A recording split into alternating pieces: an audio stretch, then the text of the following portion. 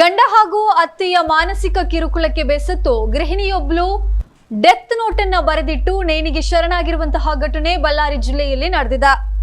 ಐಶ್ವರ್ಯ 24 ವರ್ಷದ ನೇಣಿಗೆ ಶರಣಾಗಿರುವಂತಹ ಮಹಿಳೆ 3 ವರ್ಷಗಳ ಹಿಂದೆ ಐಶ್ವರ್ಯಳನ್ನ ಪ್ರದೀಪ್ ಕುಮಾರ್ ಪ್ರೀತಿಸಿ ಮದುವೆಯಾದ ನಂತರ ಪತಿ ಹಾಗೂ ಅತ್ತೆ ಮಾನಸಿಕ ಕಿರುಕುಳ ನೀಡ್ತಾ ಇದ್ರು ಎನ್ನಲಾಗಿದೆ. ಪ್ರಕರಣ ಸಂಬಂಧ ಪತಿ ಪಶುಸಂಗೋಪನಾ ಇಲಾಖೆ ವೈದ್ಯ ಪ್ರದೀಪ್ ಕುಮಾರ್ ಹಾಗೂ ಅತ್ತೆಯನ್ನ ಪೊಲೀಸರು ಬಂಧಿಸಿದ್ದಾರೆ.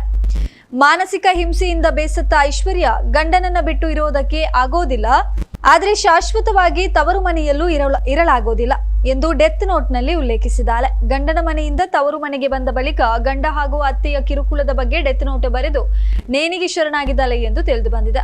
ಗಂಡನ ಮನೆಯಲ್ಲಿ ಮಾತ್ರ ಅಲ್ಲದೆ ತವರು ಮನೆಗೆ ಬಂದಾಗ್ಲೂ ಕಿರುಕುಳ ಕೊಟ್ಟಿದ್ದ ಆರೋಪಿ ಪ್ರದೀಪ್ ಕುಮಾರ್ ಐಶ್ವರ್ಯಳನ್ನ ಅವಾಚ್ಯ ಶಬ್ದಗಳಿಂದ ನಿಂದಿಸುವುದಲ್ಲದೆ ಆಕೆಯ ಮೇಲೆ ದೈಹಿಕ ಹಲ್ಲೆಯನ್ನ ಕೂಡ ನಡೆಸ್ತಾ ಇದ್ದ ಎಂದು ಮೃತರ ಕುಟುಂಬಸ್ಥರು ಆರೋಪಿಸಿದ್ದಾರೆ. ಪ್ರಕರಣ ಸಂಬಂಧ ಪತಿ ಪಶುಸಂಗೋಪನಾ ಇಲಾಖೆ ವೈದ್ಯ ಪ್ರದೀಪ್ ಕುಮಾರ್ ಹಾಗೂ ಅತ್ತೆಯನ್ನ ಪೊಲೀಸರು ಬಂಧಿಸಿದ್ದಾರೆ.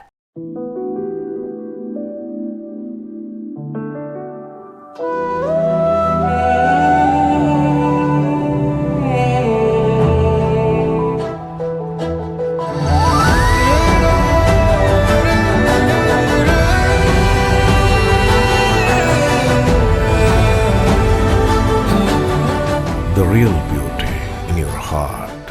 Boche Gold and Diamonds. Buy now, pay later. Chemmanur International Jewelers, Central Square Mall near Clock Tower, Mangaluru.